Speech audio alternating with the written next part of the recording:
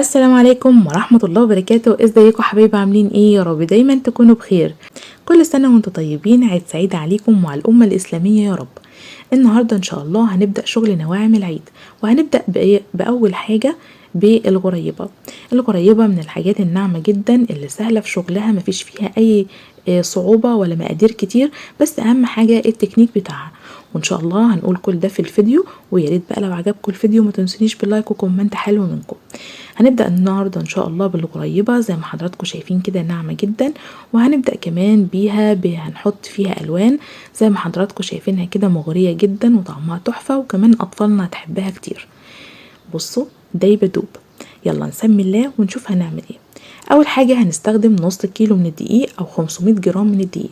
والدقيق اللي احنا هنستخدمه يا اما متعدد الاغراض، يبقى مكتوب عليه كده متعدد الاغراض، يا اما دقيق خاص بالكحك والبسكويت. كمان هنستخدم ربع كيلو من السمنة، يعني 250 جرام. وانا هنا استخدمت 150 جرام سمنة عادية، سمنة روابي، واستخدمت 100 جرام من السمنة البلدي. وكمان هنستخدم 125 جرام من السكر او 8 كيلو من السكر. طبعا لازم يكون سكر مطحون. بس كده، مفيش اكتر من المقادير دي. السمنة عندي لازم تكون مثلجة، يعني حطاها من قبلها في يوم في التلاجة لغاية ما بقت عندي مجمدة كده زي ما حضراتكم شايفينها. هبدأ احطها في بولة كبيرة، وهنجيب بقى المضرب الكهربائي بتاعنا، وابدأ ان انا اشغله كده عليها لمدة 7 دقايق. طيب مفيش عندي المضرب الكهربائي ده وعندي عجان، تقدر تستخدمي العجان، مفيش مشكلة. مفيش عندي لا ده ولا ده، بالمضرب اليدوي العادي الصغير اللي احنا بنعمل بيه، اللي موجود عندنا في كل بيت. وكمان لو ما عندكيش المضرب الصغير ده، تقدري ان انت تعملي بايدك عادي، مفيش مشكلة، بس طبعا هياخد منك وقت اكتر ومجهود اكبر. بس كده بتقلبي بقى بالمضرب كويس جدا السمنة علشان يدخل لها فوم اكتر ويبقى لونها فاتح. طبعا الغالب عليها معايا اللون الاصفر، لكن لو انت هتستخدمي سمنة بيضة فهيبقى اللون ابيض من كده. هنبدأ بقى ان احنا ننزل السكر، ولازم يكون السكر معايا سكر ناعم او سكر مطحون، يا اما انت بقى طحناه في البيت او شاريه جاهز من بره كده، مفيش مشكله.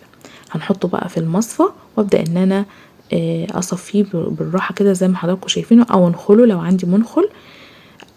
زي ما حضراتكم شايفين، منعا لان يكون فيه اي تكتلات لغايه ما اخلص كل الكميه بتاعتي. يبقى اول حاجه نزلت بيها السمنه، ضربتها بالمضرب كويس جدا، وبعد كده هنزل بالسكر المنخول منعا لحدوث اي تكتلات، وبعد كده هقلب المكونين دول مع بعض لغاية برضو ما يعملوا معايا فوم كبير جدا.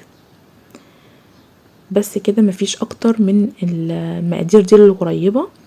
مقاديرنا للغريبة لازم تكون كمية الدقيق نصها سمنة، نص السمنة سكر.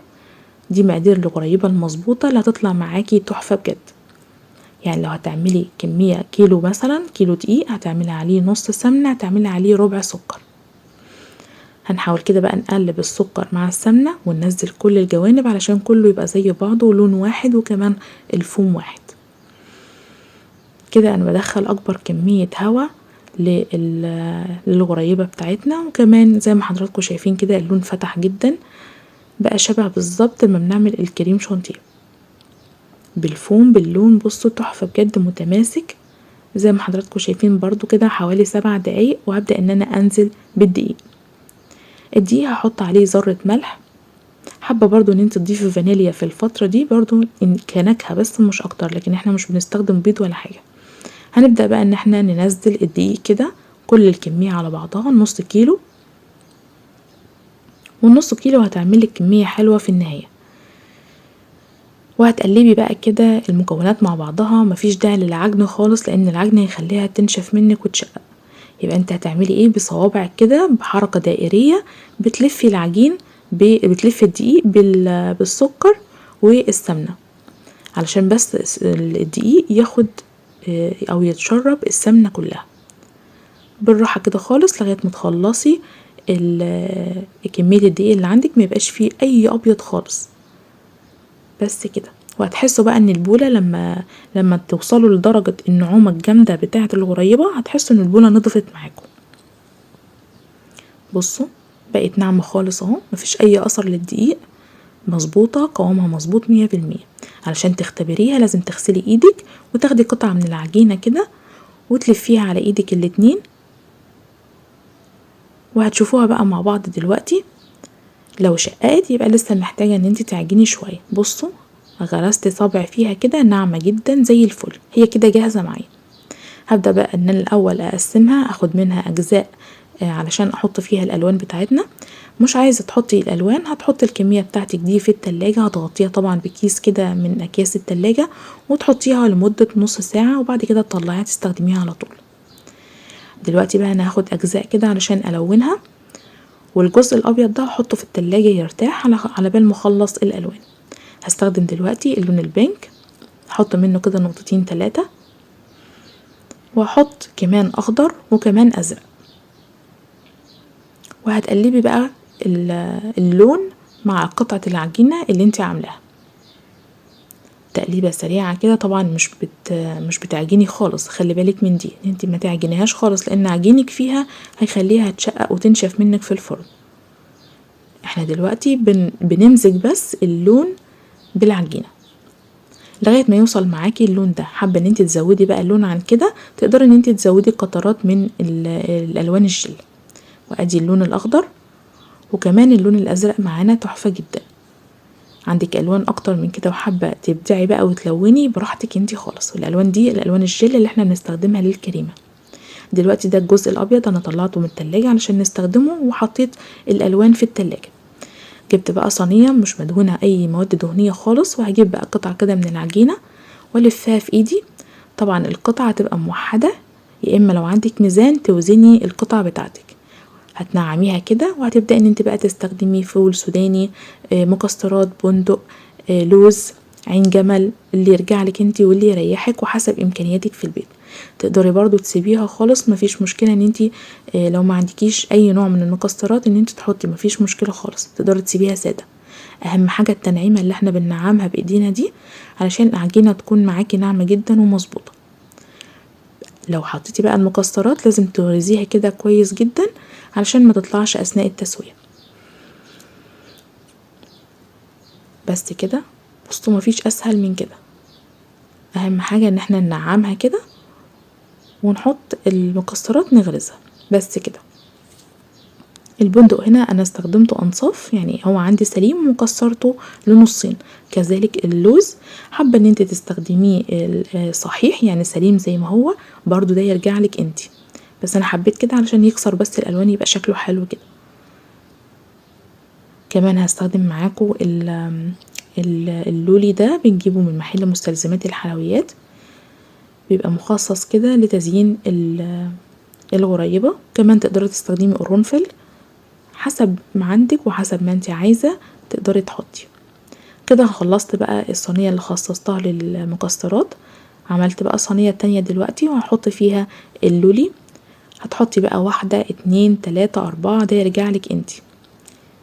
اللولي ده حراري يعني بيدخل الفرن من غير ما يتأثر ولا يسيح ولا يغير لون ولا اي حاجة. مختلف طبعا عن الشوكولات شيبس مثلا او الحاجات اللي احنا بنستخدمها في التورتات والجاتوهات اللي بيبقى عليها الالوان دي بتسيح مع درجة الحرارة، لكن ده بيبقى مخصص ان هو يدخل الفرن. هتحطي برضو كده، هتغرزيها في النص بس كده. خلصتها تمام كده زي الفل. هسيبها بقى على جنب كده لغاية ما اخلص كل الكمية بتاعتي. هنبدأ بقى دلوقتي نطلع الالوان اللي احنا حطيناها في التلاجة، وهنجزأ برضو اجزاء كده صغيرة. ده اللون الاخضر، واللون مأثرش على العجينة بتاعتي ولا اي حاجة، زي ما هي بالظبط. وهنحط بقى المكسرات بتاعتنا في النص كده. اهم حاجة تظبطي ايدك كده وتظبطي ميزان القطع اللي انتي بتعمليها اللي قريبة عشان كله يبقى مقاس واحد. حابة تصغري المقاس عن كده ده يرجعلك انتي. زي الفل. ممكن بقى تجربي كده 2 قبل ما تستخدمي الكمية كلها كده وتتعبي. ممكن تجربي كده 1 بالظبط كده في الفرن، هتشوفي بقى شققت فرشت.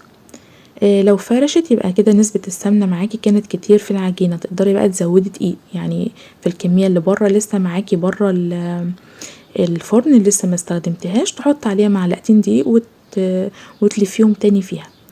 طيب لو شقات يبقى هي كده زيادة في الدقيق هتحط لها برضو معلقتين سمنة لغاية ما توصلي للقوام المظبوط اللي انت عايزاه.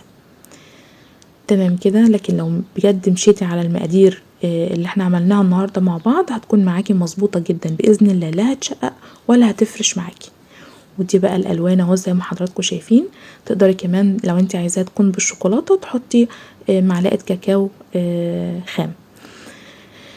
دي كل الكمية بتاعتنا. هنبدأ دلوقتي بقى نسخن الفرن بتاعنا على درجة حرارة 150. هندخلها في الرف الأوسط مجرد 10 دقايق لربع ساعة. طبعا بتتابعيها وبتلف الصينية لغاية ما توصلي للقوام اللي انت عايزاه. بتبدأوا تحسوا كده ان هي مسكت نفسها وفرشت كده، مش فرشت يعني اخدت شكل مظبوط من تحت. زي ما حضراتكم شايفين كده سهلة جدا وبسيطة وفعلا ممتعة ولونها تحفة بجد. كده هي استوت معايا زي ما حضراتكم شايفين، ما خدتش لون. طبعا مش بشغل الشواية خالص، درجة الحرارة هادية معاها لغاية ما القاعدة بتاعتها بتمسك نفسها كده. بتحسي بقى ان انتي خلاص هتبدأي تحركيها. طبعا اول ما خرجت من الفرن ما ينفعش خالص ان انا احركها ولا امسكها، بسيبها خالص لما تبرد وابدأ ان انا اطلعها من الصواني بتاعتها.